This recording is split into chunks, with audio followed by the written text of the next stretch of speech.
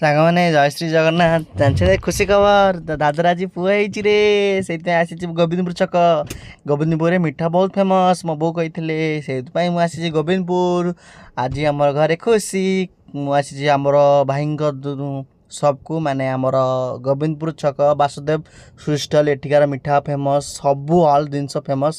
ମୁଁ ଆସିଯାଇଥିଲି, ମଉସା କହିଲି ମଉସା ଖୁସି ଖବର, ମୋ ଦାଦାର ପୁଅ ହେଇଛି, ଆଉ ମୋତେ 500 ଟଙ୍କାରେ ମିଠା ଦିଅ। ମଉସା ତାଙ୍କର ରେଡ଼ି କରିଦେଲେ ମିଠା ପିଠା।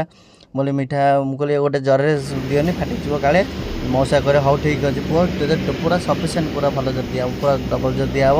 ମଉସା ତାଙ୍କର ମିଠା ତାଙ୍କର ଗଣିକି ପୁରେଇବାରେ ବ୍ୟସ୍ତ, ମୁଁ ମୋର ଖୁସିରେ ବ୍ୟସ୍ତ। ମୁଁ କେମିତି ଘରକୁ ଯାଇ ଆମ ପୁଅକୁ ଦେଖିବି। ଆମ ପୁଅ ଆସିବ, ମୋ ଦାଦାର ପୁଅ ହେଇଛି। ବହୁତ ଖୁସି, ମାନେ ଏତେ ଖୁସି କହିବେ ନ ସରେ। ମୁଁ କାମକୁ ଯାଇଥିଲି, କାମ ଅଧାରୁ ଫେରି ପଳେଇ ଆଇଲି। କହିଲେ ମୋତେ ଭଲ ଲାଗିଲାନି। ମୁଁ କହିଲି ସାର୍ ମୋତେ ଛାଡ଼ନ୍ତୁ, ମୁଁ ଯାଉଛି ଖୁସି ପୁରା ଧୂଆଁ ଉଡ଼ିବ, ବାଣ ଫାଣ ଫୁଟିବ। ସେଉଠୁ ମଉସାଙ୍କର ମିଠା ପୁରେଇ ଚାରିଆଡ଼େ ବ୍ୟସ୍ତ। ମୁଁ କହିଲି ମଉସା ଆଉ ମିଠା ଆଜି ନୁହେଁ କାଲିର। ମଉସା କହିଲେ ଇଏ ସକାଳ ତିଆରି ହେଇଛି ପରା, ଥରେ ଖାଅ, ଖାଇକି ଦେଖ, ଏବେ ତିଆରି ବି ଚାଲିଛି। ମଉସା କହିଲେ ହଉ। ମୁଁ କହିଲି ଭଲ, ଆପଣ ତ ମିଠା ଭଲ। ସେଠୁ ତ ଘର ଲୋକ ମୋତେ କହିଥିଲେ ଦେବାକୁ, ମୁଁ ଆସିଛି ଆଉ ତମ ସପ୍। ଆଉ ମିଠା ବି ଏଠି ଏଇନା ତିଆରି ବି ଚାଲିଛି, ଆଉ ଗୋଟେ ମିଠା ବି ରେଡ଼ି ତାଙ୍କର ହେବ, ନୂଆ ମିଠା ତିଆରି। ଆଉ ମଉସାଙ୍କ ମାନେ ସର୍ଭିସ୍ ବହୁତ ଭଲ, ମଉସା ବି ଭଲ ଲୋକ।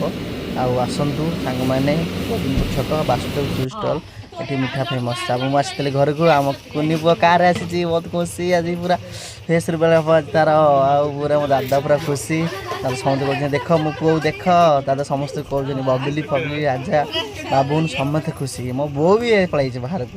ସମସ୍ତେ ଆମ କାର ସବୁ ଆସିଛନ୍ତି, ପୁରା ପୁଅ ହେଇଛି, ପୁରା ସମସ୍ତେ ଖୁସି। ଆଉ ସାଙ୍ଗମାନେ ରହୁଛି, ଆଉ ବାଣ ଫାଣ ଫୁଟିବ। ଆଉ ସାଙ୍ଗମାନେ ଭିଡ଼ିଓ ଭଲ ଲାଗିଥିଲେ ଲାଇକ୍, ସେୟାର, ସବସ୍କ୍ରାଇବ୍ କରିବେ। ରହୁଛି, ଜୟ ଜଗନ୍ନାଥ।